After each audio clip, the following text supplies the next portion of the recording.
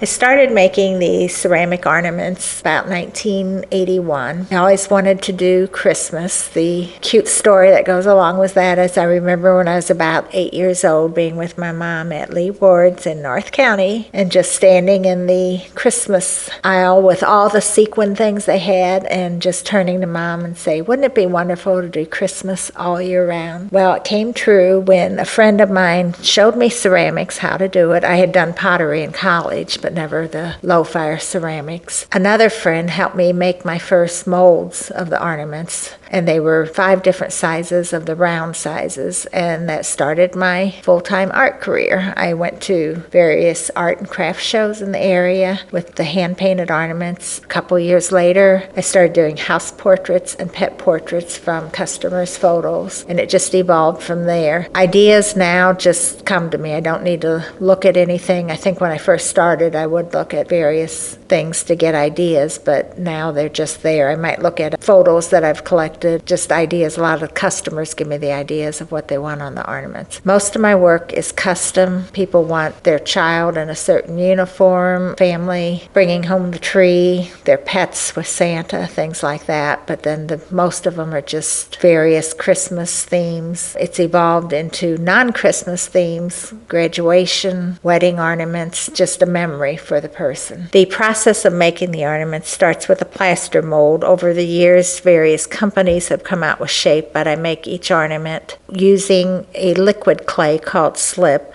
I pour it into the plaster mold, let it set up a little. The plaster is absorbing the moisture from the clay. I pour out the excess slip, and I am left with the shell for the ornament. I let it dry first, and then I clean the seams and prepare it for painting. I go ahead and paint on the raw clay, and I do have to be careful because obviously if I squeeze the ornament, it will crumble. After the image is painted, it is fired in the kiln to about 1900 degrees. The firing process takes about 20 hours. It's cooled, and I apply a clear glaze to it, and it is again fired about 18 to 1900 degrees. Again, a 20-hour process. Any lusters or gold metallics get a third firing. You've got to figure 2 to 4 days to complete an ornament. You don't want to fast fire things because the clay hasn't had time to mature, so you do want to take your time in the firing process, make sure all the moisture is out of the clay. Most people fire it first just so they can handle it. Each ornament is individually painted, and even though I may repeat several designs, obviously because each one is painted individually, it is different and unique in its own way. I paint the ornaments year-round, and for special orders, I like to have them by August 1st. Those I can promise by Christmas. Otherwise, I work up into Christmas and do as many as I can. And even the ones that are here in the gallery, I can personalize them with names, dates, and make them personal to you and a memory for you. Ornaments can be purchased here at the gallery, or if it's a special order, you can call me at my home. Ornaments are shipped everywhere in the world. I've got them in several foreign countries and across the U.S. Yes, these are the only 2 places you can get them, either from me personally or from Framations Gallery. Autumn leaves, I started with a textural background, and I really wasn't sure what I was going to do in the foreground. But once I saw the background, it reminded me of a first autumn day, a lady holding her hat against the leaves falling, still in short sleeve dress, not anticipating the falling leaves.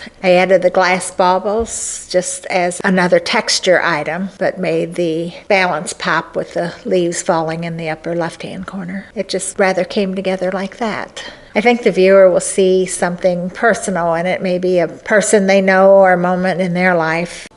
In this group of collages and assemblages, I had a lot of fun doing them. I collected items from estate sales. I made the clay birds, the keys. I found old sheet music, old postcards from Europe, and just had a ball making these. I would take maybe a sheet of music, maybe a piece of material, tissue paper, and then just be inspired by what I was starting with the background. On the first 2, Melody and Maison de Melee, were old postcards from Europe, and then then I added the handmade key and birds that I made out of clay, and just added leaves, buttons, various items to tell the story that I wanted. And again, even though I have an idea, the viewer can look at it and get their own message. The photo of the two ladies and life wisdoms, you can picture maybe a relative and maybe remember stories about that. Lemon Drop is a painting and collage. I enlarged a French dictionary definition of lemon and just love the colors of the paint and swirls, and again added texture using different cloths. You'll see a lot of birds in my collage work. I just admire them and get on like a kick of doing something. I was doing turtles with the ceramics and everything, and then just wanted to do birds so much, just enjoy the real ones outside the window, so I made a lot of clay ones for the collage. And in the collage work, I like the different textures and using the different either found objects, the 3D objects, the materials, clay pieces that I've made just to form a picture. It just makes it more unusual than just a painting. I also use collage a lot in my handmade cards that are here in the gallery. It's fun adding little words or phrases, various quotes, and then adding an image to go with it. It's just, this media has just been a lot of fun for me. Dragonflies consist of collage. It has a piece of rectangular lace in the upper right-hand corner. In the lower left-hand corner, 3 lace medallions, and then various tissues, cheesecloth. The designs were made with metallic luminous paints and then textured with the use of tissue paper, wax paper to form the background, and then painted with the same paints, the water lily, dragonflies, cattails, and then dimensional paint added to make the items pop. I think 5 years ago, my niece was very into dragonflies for her wedding, and I worked on her entire wedding items, placed hundreds of dragonflies outside for her outdoor garden wedding. So I have been doing them and just kind of fell in love with their fairy-like flight. I've always loved the water lilies and just kind of came together. The next group is again a series of collage and assemblage. The birds I made from clay, added them to a shelf I'd found in an estate sale. Again, I started with old sheet music, different tissue paper. I painted, sanded, distressed the background. The words I used, I thought the birds were singing, so I just felt it went together, and I added the jewelry elements to the bottom to tie in the color. It's just a very pleasing piece to me, very peaceful. When I use the sheet music, they're decoupaged on, and then paint is added to blend it into the background. And it is old sheet music. A lot of it's from the 20s and 30s, and I do use the actual sheet music on it. The Turtle Bay, I painted the turtles on actually dominoes and then used tiles and added it to the bamboo background, and again added jewelry elements to tie in the colors from the turtles. Double thread shows everything you use in sewing. Again, I started with texture with the corrugated cardboard, added a lot of color, added a coaster of a styling lady, and just added different shapes and buttons and items you use in sewing. Just kind of a fun piece. I know how to sew, I do not sew. I would rather paint and glue things together. The Bloom of Heart sheet music, thus the title, was decoupaged on. A stamped sheet was added, different stamps were used, and different painted paper as a strip coming down, and then a piece of netting. Found seashells were added to it, and again, just kind of a fun piece. On the Baobab feature, I had the African mask that I found at an estate sale for, I know, at least the last 4 years, and I was just waiting to do an art piece with them. This past year, I discovered the canvas with the mirrors attached and knew it was meant for this piece. I had been to Africa in the country of Botswana about 8 or 9 years ago. Just was inspired by seeing an actual baobab tree and was thrilled seeing a live one. I'd read The Little Prince in college, and he had mentioned the baobab tree, so I knew exactly what I wanted to do. I worked the texture onto the canvas, painted the background, and then added the tree and the elephants in the background. The sewing I did was adding the beads and the texture of the cord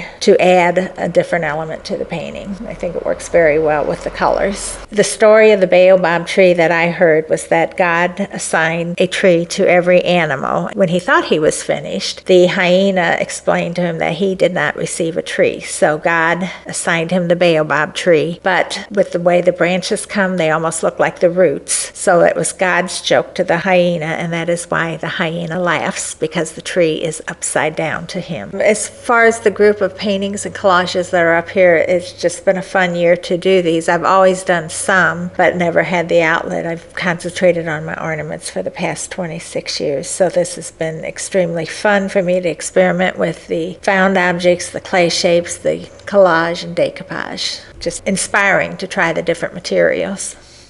The larger ceramic pieces are the vases, and again, I have a lot of fun doing those, adding different elements. So again, they're poured molds, but I combine them, I carve them, add different figurines to them and jewelry elements to them. Just experimenting with texture. A couple of them have turtles on them, I think like the birds and the collages. I was into turtles for a while, so I get involved in one theme and just like to play with it and learn from it. The one I added hand-woven canvas that I had painted and torn. The strips come from a piece earlier in this show, Lemon Drops. I had painted a large piece of canvas, used half of it for the lemon drop painting and then the other part for the woven canvas. Again, some of them are hand carved. They are assembled, different shapes that I pour, and jewelry elements are added for their uniqueness. Thank you. I appreciate you viewing my work today. I hope you've gotten some joy, fun, and maybe a meaning out of it. You can see my work here year-round. I'm a resident artist. This is a feature show for this month only, but my work is always in Gallery 1.